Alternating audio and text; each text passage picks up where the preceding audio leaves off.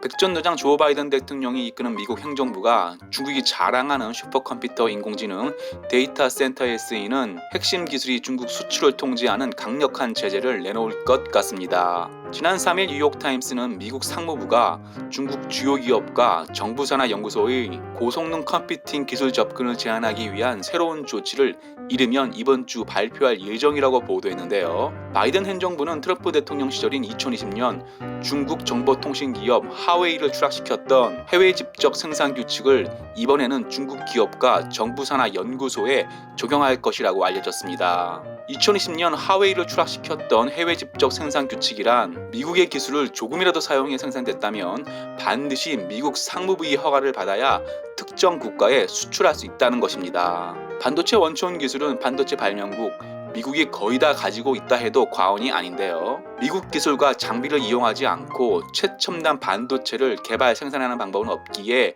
미국 상무부가 마음만 먹으면 전 세계 반도체의 대중 수출을 통제하는 효과를 낼 수 있습니다. 실제로 미국 상무부는 해외 집적 생산 규칙을 적용해 중국 하웨이를 추락시켰습니다. 하웨이가 세계 스마트폰 점유율 1위에 올라선 2020년 미국 상무부는 중국 하웨이로 가는 반도체 중 미국 기술이 조금이라도 포함되어 있다면 반드시 미국 상무부 허락을 받아야 한다고 했는데요. 한국, 일본, 대만 반도체 기업은 미국 반도체 기술을 사용하고 있기에 미국 상무부 말을 들을 수밖에 없었습니다. 스마트폰에 들어가는 반도체를 받을 수 없는 하웨이는 세계 스마트폰 점유율 6위까지 떨어졌고 현재는 겨우 명맥만 유지하고 있습니다. 당시 하웨이는 미국 상무부 해외 집적 생산 규칙 적용에 아무 문제 없다고 큰소리쳤지만 1년 만에 무너진 것입니다. 미국 상무부는 하웨이 딱 한 곳만 해외 집적 생산 규칙을 적용해 중국 첨단 기술 숨통은 끊어버리지 않았습니다. 하지만 이제는 중국 주요 기업과 중국 정부 산하 연구소까지